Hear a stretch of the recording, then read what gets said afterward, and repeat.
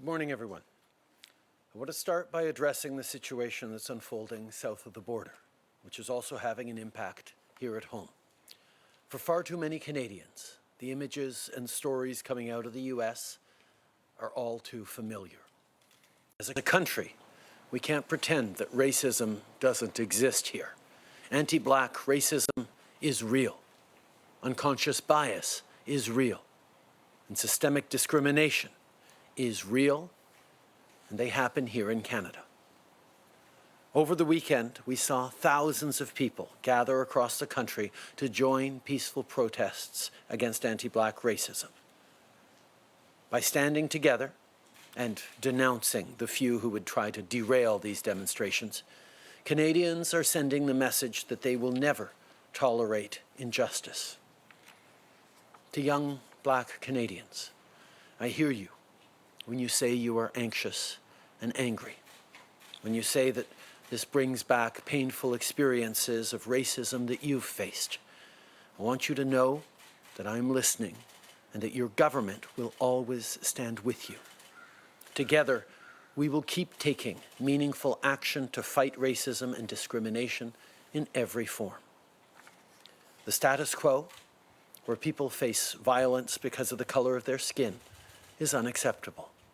No parent should have to once again explain to their kids that they or their friends might face racism. It is time, it is past time for this to change. As leaders and allies, we must do the hard work needed to listen and learn. We must ensure that everyone is safe and respected. That includes journalists who need to be able to do their work on the front lines to expose the truth and tell the stories we need to hear. And we must, as Canadians, always keep working together to build a fairer, better, more equitable country for all. Pour beaucoup trop de Canadiens, ce qui se passe de l'autre côté de la frontière en ce moment, ce sont des scènes familières. Le racisme envers les Noirs, la discrimination systémique, l'injustice, ça existe aussi chez nous. En fin de semaine, on a vu des milliers de personnes partout au pays manifester pacifiquement pour se dresser contre le racisme, en faisant front commun et en dénonçant ceux qui essaient, comme toujours, de perturber ces manifestations. Les Canadiens envoient le message qu'ils ne toléreront pas l'injustice. Je veux donc m'adresser aux jeunes Canadiens noirs. Je vous entends. J'entends vos inquiétudes, votre colère, votre peine. Je vous entends lorsque vous dites que ça vous rappelle des expériences douloureuses de racisme et de discrimination. Je vous écoute et notre gouvernement est là pour vous. Et on agit pour combattre le racisme et la haine sous toutes ses formes. Le statu quo, où les jeunes font face à la violence à cause de la couleur de leur peau, est inacceptable. Aucun parent ne devrait avoir à expliquer à nouveau à leurs enfants qu'eux ou leurs amis pourraient subir le racisme. En tant que dirigeants et alliés, on doit veiller à ce que tout le monde soit en sécurité et traité avec respect. Ça inclut, bien sûr, les journalistes qui doivent pouvoir faire leur travail sur le terrain pour exposer la vérité et raconter les histoires qu'on doit entendre. Et en tant que Canadiens, on doit continuer de bâtir un pays meilleur et plus égal pour tous. It has been a very difficult spring for many people. And although the path forward won't be easy, things will get better. Over the last month, we've started to see promising signs that the curve is flattening in Canada. Now, the situation remains very serious, but the more we can control the spread of the virus, the more we can begin restarting. In many parts of the country, this is already happening. In others, where the situation remains more uncertain, steps are being taken more slowly. Every province and territory will have its own approach. But as we move forward with restarting the economy, we must keep working together. On Thursday, as part of our weekly call, I spoke to the premiers about collaboration on the path ahead. I'm working closely with them, just like with mayors and other leaders, on what this approach should include, because there are a whole range of issues that will require us to take action together.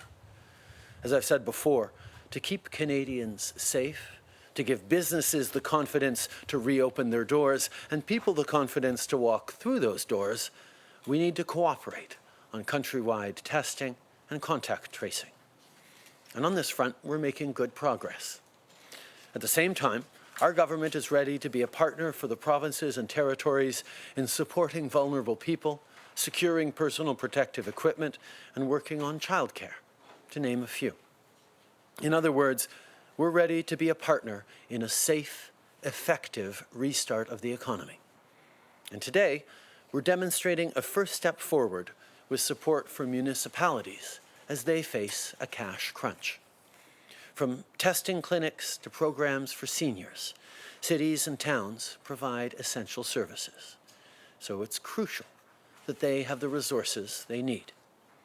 In response to COVID-19, we will make available $2.2 billion for municipalities in the coming weeks through their yearly federal support with the Gas Tax Fund.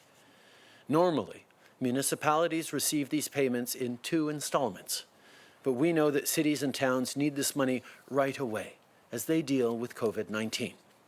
That's why we're making the full 2020-21 payment available now. Minister McKenna has sent letters to all of her provincial and territorial counterparts to outline how this accelerated process will work. But here's the bottom line.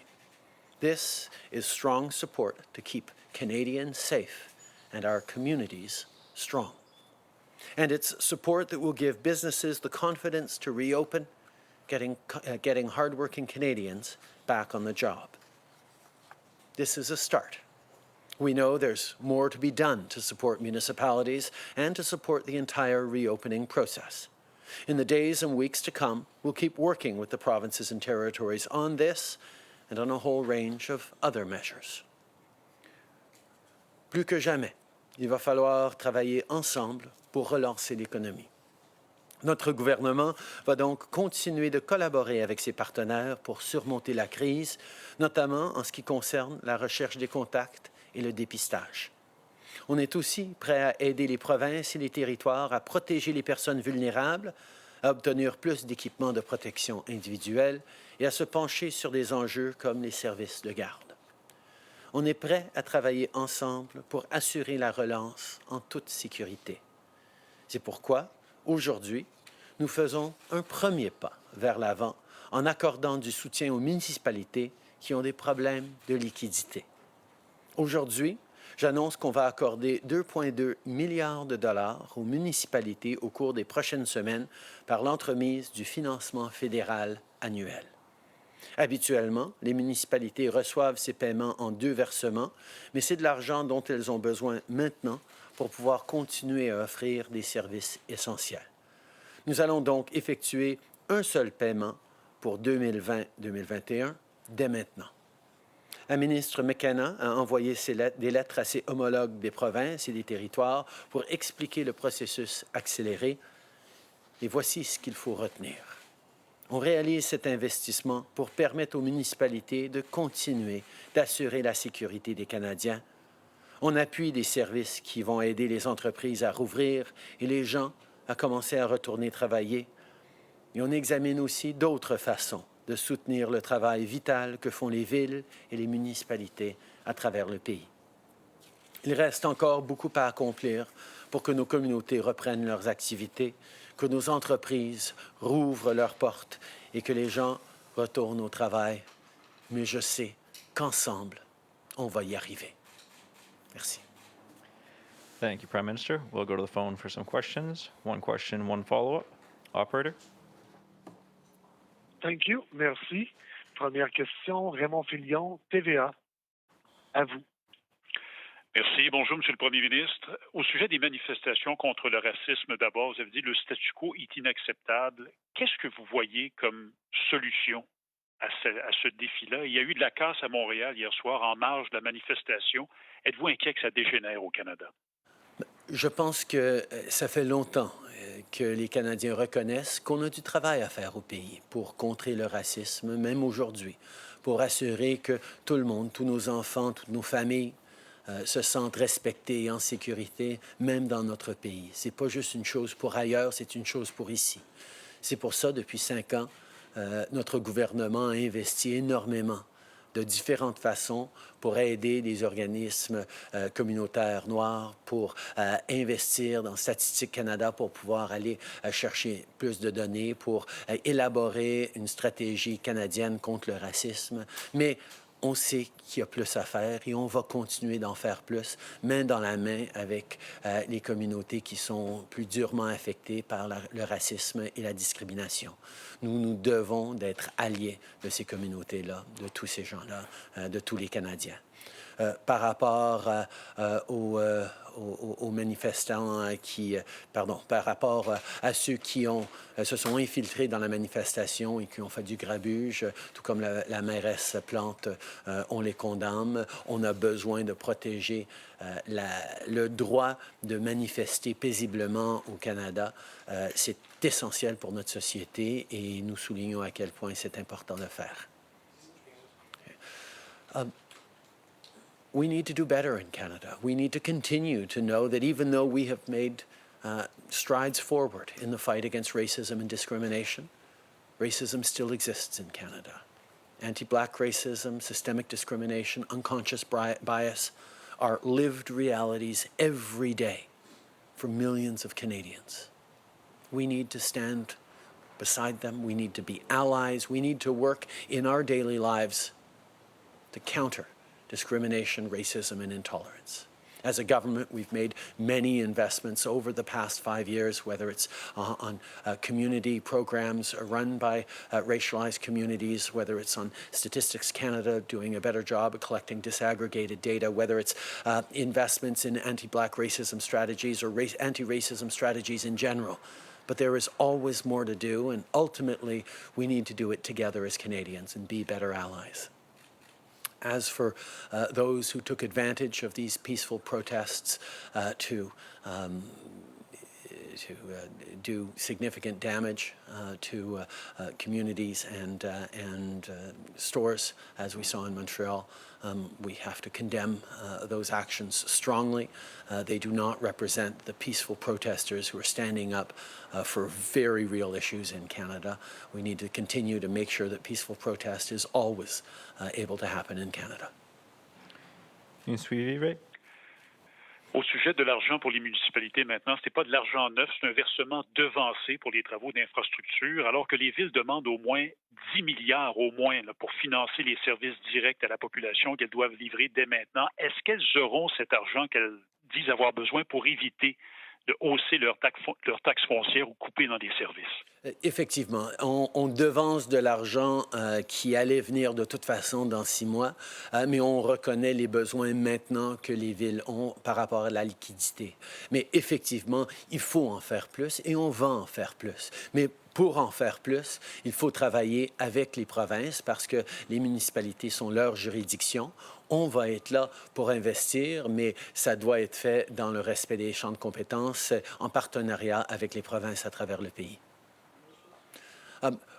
We know that this is just an initial measure that brings forward money that the cities were going to get 6 months from now anyway, but there is a need right now for liquidity, for support as they deal with this COVID crisis. But yes, we need to do more and we will do more. But doing more needs to happen hand in hand with the provinces who have jurisdiction over the municipalities. But I can assure you, in my conversations with the premiers and in our conversations going forward, the federal government will be there to work with the provinces to support the towns and cities that we all live in. Merci. Prochaine question, operator. Thank you. Merci. Next question, Janice Dixon, The Globe and Mail. Line open. Hi, Prime Minister. I'm wondering, when will your government mandate the collection of race-based data in connection to COVID-19 specifically and more broadly across Canadian society? We invested millions of dollars over the past years so that Statistics Canada can do a better job of collecting disaggregated data. It is extremely important to be able to see the clearer details on who is most vulnerable, who is being affected by various things in society. So that's something that we know, and it's traditionally been something difficult to do, so we are moving forward on that. In regards to COVID-19 data, we've been working with the provinces from the beginning to try and get better granularity, better details around the data. Whether it's as simple as age and gender or much more complex data, we need to pull that together, and a data strategy has been part of what we've been talking on with the provinces, because we need to be able to compare what's happening in one province to what's happening next, and making sure that we're all collecting data the same way and in as much detail as possible is going to be an important part of the path forward. Okay. Ça fait plusieurs années qu'on investit dans la collection de données par Statistique Canada pour pouvoir mieux reconnaître les différences, la diversité à l'intérieur de ces données, pour pouvoir mieux répondre aux défis auxquels plusieurs communautés font plus face que d'autres.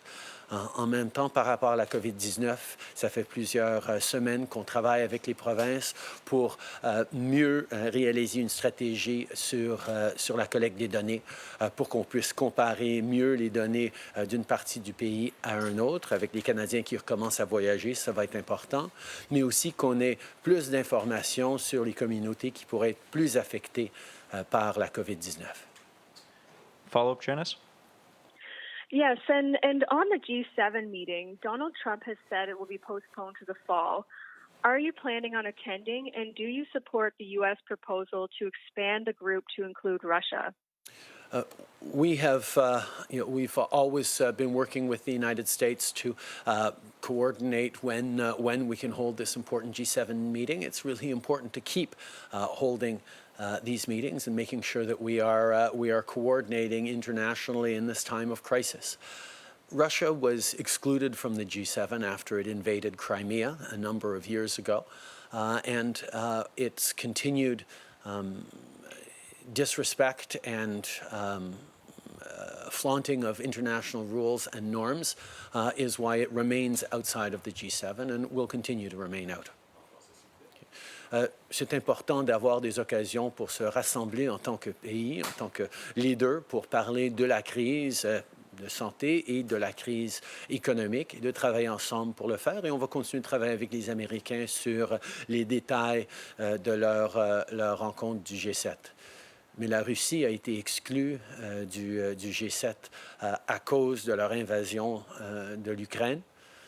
Et la Russie continue de se comporter de façon qui fait fi complètement des normes et des lois internationales, et donc ne serait pas acceptable de l'accepter au sein du G7. Merci. Prochaine question, operator. Thank you. Merci. Prochaine question, Benjamin Vacher, TFO. À vous. Oui, bonjour Monsieur le Premier ministre. Au sujet de l'aide pour les municipalités, vous annoncez aujourd'hui donc le devancement d'un paiement de 2,2 milliards de dollars, mais on se souvient que la Fédération canadienne des municipalités a demandé 10 milliards et c'était début avril. Comment ça se fait que ça mette autant de temps pour trouver une solution, sachant que les municipalités disent qu'elles sont quand même en grande difficulté?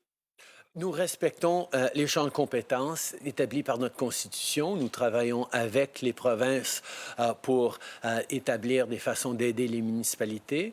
Mais même si ce n'est pas notre champ de compétences, nous avons de l'argent pour aider les municipalités. Nous en avons envoyé, nous sommes en train d'en envoyer maintenant.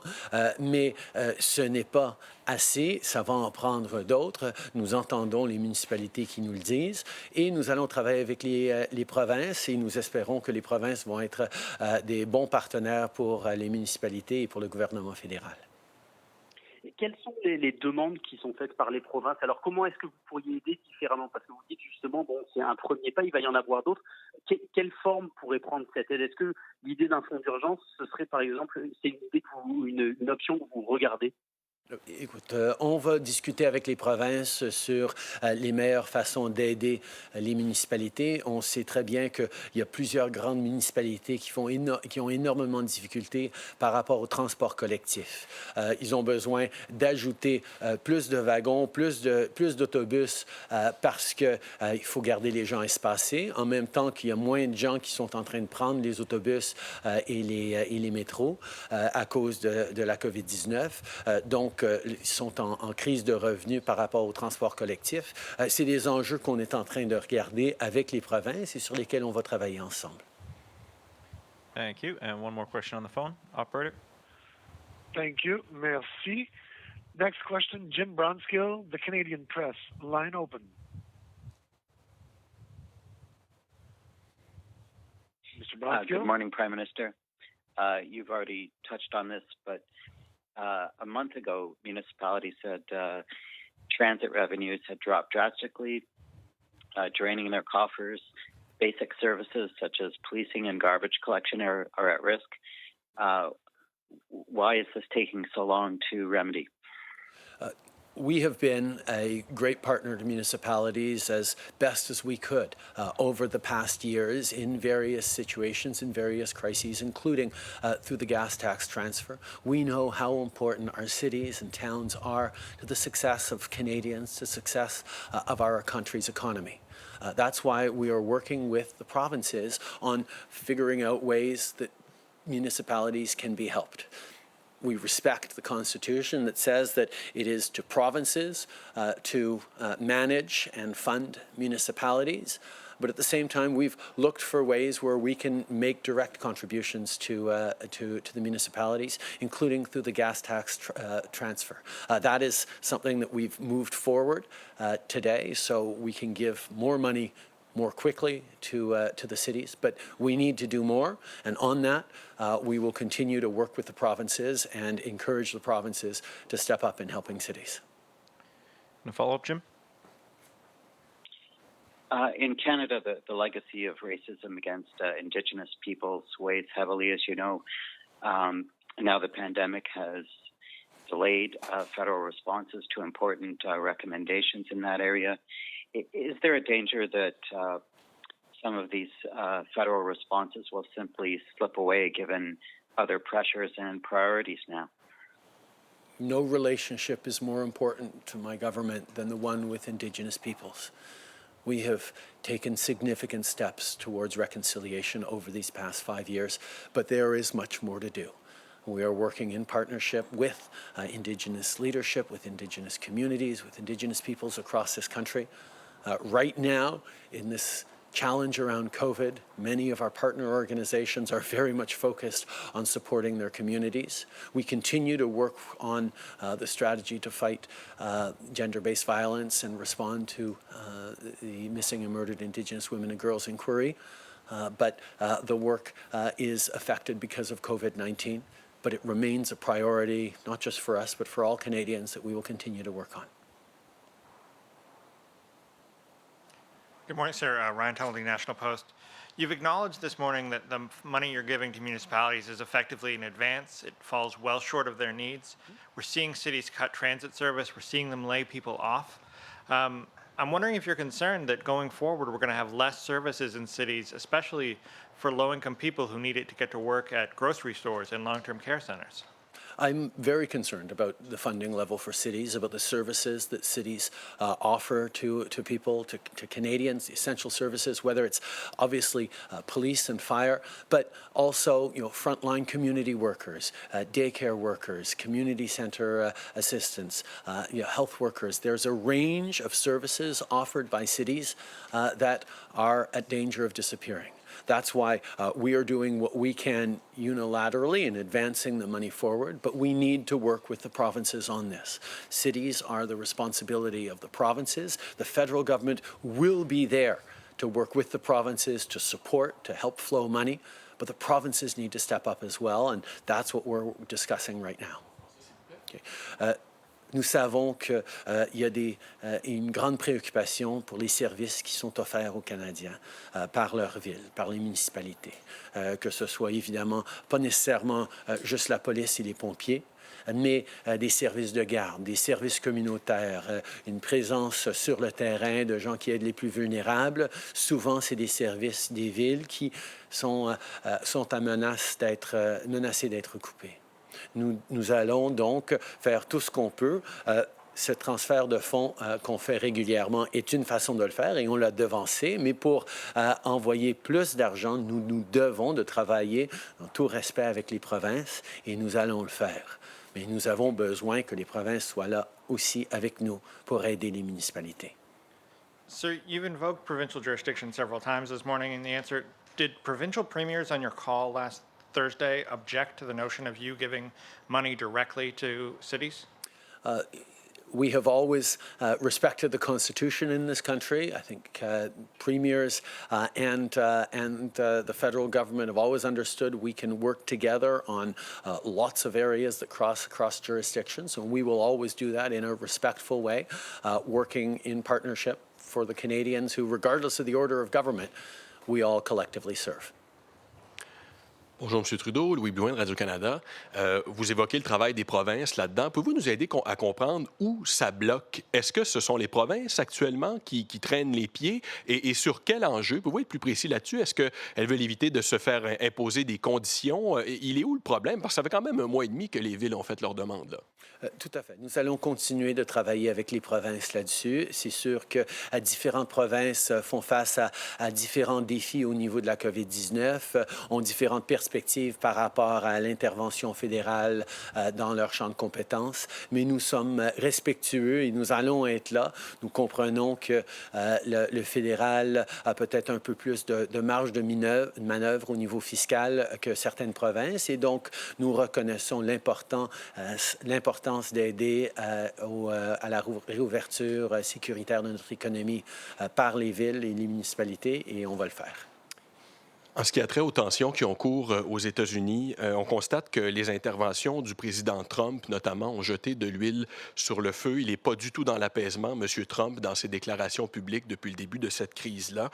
Est-ce que vous craignez que ça n'embrase la situation davantage? Et à vos yeux, comment devrait intervenir un chef d'État lorsque des situations comme celle-là se présentent? Je ne veux pas parler pour d'autres pays, mais au Canada, nous devons de nous rassembler et les leaders canadiens, que ce soit des leaders municipaux, provinciaux ou fédéraux, se doivent d'être là pour écouter, pour entendre, pour comprendre que malgré le fait qu'on a fait des avancées au fil des dernières années, des dernières décennies, il y a encore beaucoup de travail à faire. Nous devons d'être des alliés aux communautés minoritaires et racisées. Nous allons être là pour eux et c'est ma responsabilité en tant que Premier ministre de m'assurer que tous les Canadiens travaillent ensemble. Hi, Prime Minister Tom Perry with CBC. You're talking to Black Canadians today. You've apologized for this many times, but you did wear blackface as a younger man. Do you think that in any way diminishes your ability to provide moral leadership on this issue, or do you still think you're carrying that baggage? I think we all have a role to play. We've all seen things in our lives or done things in our lives that we need to learn from and do significantly better from. I have spoken many times about how deeply I regret my actions that hurt many, many people. But at the same time, we need to focus on doing better every single day, regardless of what we did or hadn't done in our past. We need to work together through this. We need to keep standing up for each other. We need to be there to say that every day we can do better as a country, as a world. And I will be part of that. I will continue to be an ally to minority communities, to racialized communities across this country and around the world. Nous devons de tous chercher à contribuer de façon positive dans le monde. Je regrette les choix que j'ai faits il y a longtemps. Je me suis excusé profondément auprès de ceux que j'ai blessés par mes actions. Mais nous devons d'agir à tous les jours pour améliorer la situation. C'est ce que je fais, c'est ce que mon gouvernement fait, c'est ce que tous les Canadiens veulent faire pour créer un monde meilleur pour leurs enfants et leurs petits-enfants. And on the G7, just so I'm clear, if Vladimir Putin is invited to this meeting, will you take part? there are still many discussions to be had on what, where, how this meeting is going to go on. We look forward to opportunities to gather together with various world leaders. You know, the G20 is a forum in which we regularly have exchanges with across various countries that we don't necessarily have great relations with. But the G7 has always been a place for frank conversations amongst allies and friends who share so much, and that's certainly what I'm hoping to continue to see. Brian Mullen, Global News. Prime Minister, a follow-up on collecting national data about how COVID-19 is impacting people along socio-demographic lines. Do you have an idea when this national data might be available, and explain how significant social determinants like race are on a person's vulnerability during this outbreak? Well, I think to use a very clear example, on the closing in on 100,000 cases of COVID we've had in this country to date, we don't even have age data for a large portion of that. Certainly in the early days, collection of data was done in a very disparate way across the country, and collating all that data while people were trying to scramble to ramp up to respond to this crisis was extremely difficult. We need to do much better than that, and that's why we're working together with the provinces to establish a strategy on data collecting that will look at disaggregated data. We'll do a better way of bringing together data that can be compared and collated across jurisdictions, so we have a better picture of what's going on. These are things that we need to know, because we do know that COVID doesn't hit everyone the same way. Obviously, age ranges are real, but racialized communities are living this very differently than others. People who are already vulnerable for different reasons can become more vulnerable to COVID-19. That's why having accurate pictures of how people are being affected by this, and therefore how we can and should help them, is going to be really important for going forward.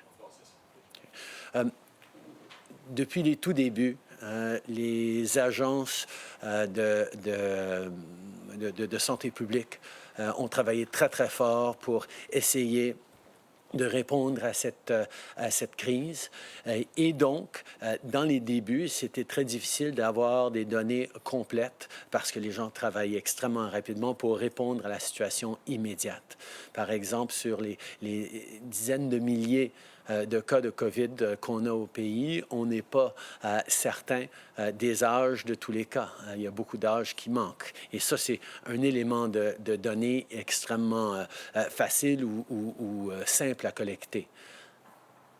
Pour des éléments de données plus complexes ou plus diverses, nous devons de coordonner en tant que gouvernement, palier de gouvernement, pour assurer qu'on peut comparer nos données, qu'on comprend qui est affecté plus, parce que les communautés minoritaires, les communautés déjà vulnérables sont plus affectées par la COVID-19. On le sait de façon anecdotique, mais on devrait avoir les données concrètes pour pouvoir mieux comprendre et surtout pour pouvoir mieux aider. Kevin Gallagher with CTV National News. Prime Minister, today you've talked about the potential of more financial help or other assistance for municipalities in addition to today's announcement. But I'm wondering, why not just bring forward some of those suggestions now? There are many mayors that are very preoccupied with the future of their fiscal situation. They're considering cutting essential services. Why not deliver them some certainty today with these other announcements you're teasing for later in the week or next week? Because further announcements will require cooperation and partnership with the provinces who have jurisdiction over municipal funding. We need to work with the provinces on this, which is something we are doing and have been doing for a number of days now. Merci beaucoup tout le monde.